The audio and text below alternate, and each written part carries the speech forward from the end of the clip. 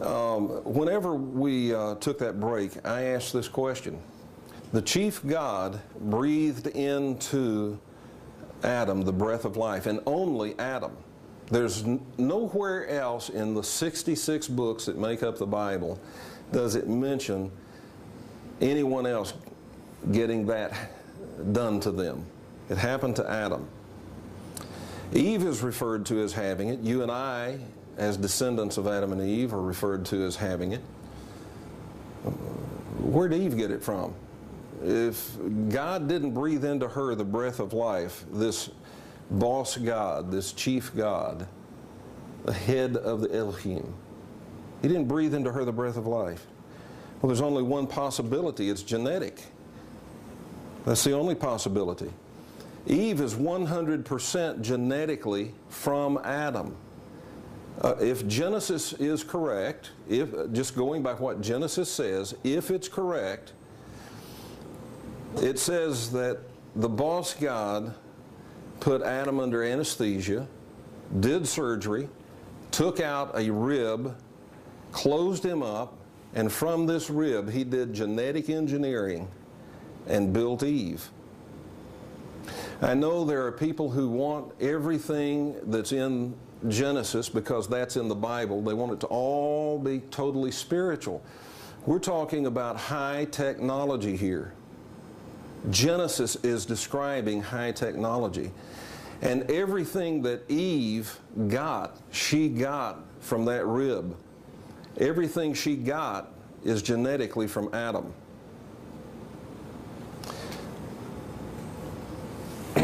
So when the chief God breathed into Adam the breath of life, that tells us, since Eve is spoken of as having it, and she's 100% genetically Adam, that tells us that that breath of life was a transfer of genetic material. Wait a minute. You thought God was doing CPR on Adam, didn't you? You thought He was blowing in his face. He expelled into Adam breath of life. It's a genetic transfer. Otherwise, Eve could not have gotten it. So like it or not, you are genetically related to an extraterrestrial known as Yahweh Elohim. You are biologically, genetically related, if Genesis is true. So where's the evidence? Well, I've already given you some of it. So how about this? In Science magazine came this important information about the Human Genome Project. And I've got it in yellow letters here. It says the human genome contains 223 genes that do not have the required predecessors on the genomic evolutionary tree. 223 genes that are not from here. Kevin, do you think that the extraterrestrials are doing a hybrid program? My friend, you are a hybrid. You have 223 genes that did not come from here. Now, some other guys, some other scientists came along right after this report, and they said, well, no, that was a sideways insertion in the genome from bacteria. Well, further studies have come out and said that is bunk. There's 223 genes for which there's no explanation. They have no evolutionary predecessors. That means there's nothing on this planet like them. Now that breath of life just might be in those 223 genes. After all, DNA, isn't that called the stuff of life? And the life is in the blood. If you leave everything else in the blood and take DNA out, is it life? No. It has to have the DNA. You are genetically, biologically a descendant of Yahweh Elohim, if Genesis is correct. Now it gets kind of interesting here, and we'll push fast through this. They were both naked, the man and his wife, and they were not ashamed. Oh, that's just bizarre. Why would this even come up? A man and his wife naked, and the subject of even possibly being ashamed would come up?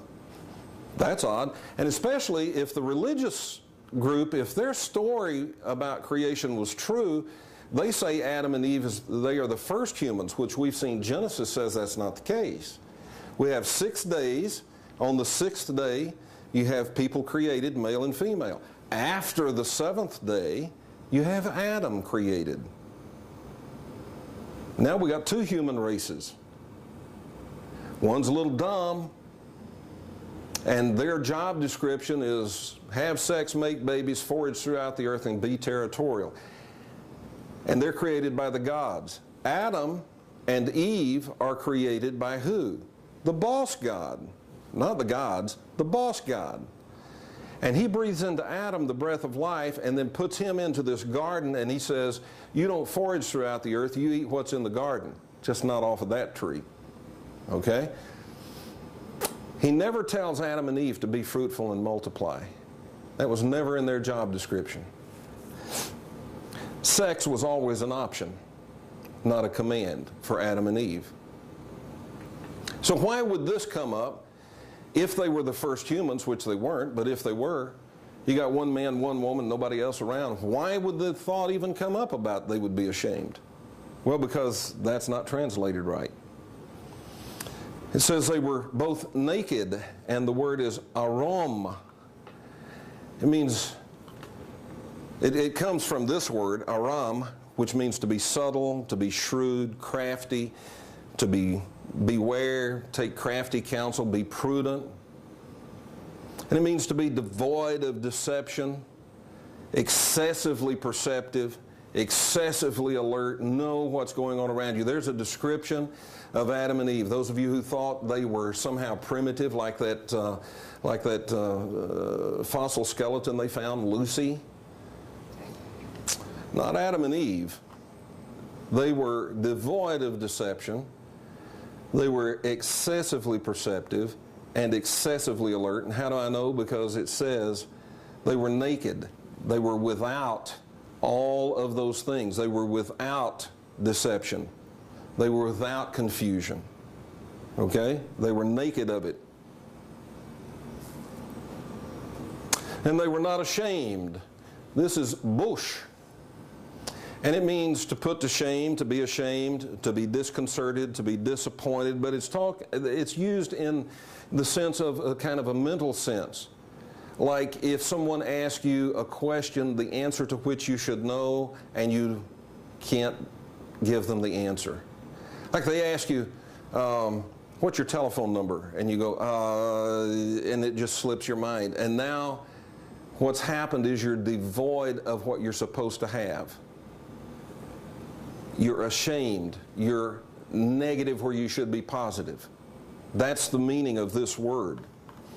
It means they're not disconcerted, they're not confused, they're fully switched on. It does not mean embarrassed.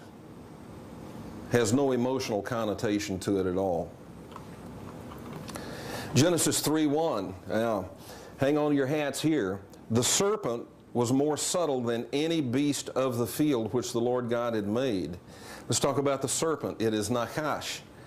And it does not mean snake. Nakash, check this. I'm not making this up. Check this. Nakash means to practice divination, to divine, to observe signs, to learn by experience, diligently observe, practice fortune telling, and to take as an omen. The diviner, the observer of signs, the fortune teller. It's translated in your English as serpent, the serpent. Now, it does have a connotation in which you can use it that way, but it would be like this. If I say to you, look, I am no Einstein, you obviously look at me and you know I'm not Einstein. You know what he looks like, although our hair's getting kind of, let it grow a little more, it'll be there. But you understand what I'm saying is I do not have the mental, intellectual capabilities and qualities of Einstein. But I say I'm no Einstein. I'm not saying I'm not the actual Einstein. I'm saying I don't have those qualities. That's the way that word's used. Nakash. It has the connotation of serpent, reptile. Throughout ancient history, the serpent is always viewed as the bringer of wisdom, education, smarts, clever. Have you ever wondered why? How many snakes did you ever sneak up on? You'll never sneak up on a snake. He may sneak up on you, but you'll never sneak up on him. He always knows where you are. That is a Nakash. So this serpent is more subtle than any beast of the field. Remember, the man and his wife were naked and not ashamed. Aram. Look at this. Subtle. He's more arum. All from the same root words. Subtle, shrewd, crafty, sly, sensible. More subtle than any beast of the field. Look here. This serpent is not a beast of the field. It doesn't say he's more subtle than any other beast of the field. That means he's one among the others. He's more subtle than any beast. He's above the beasts.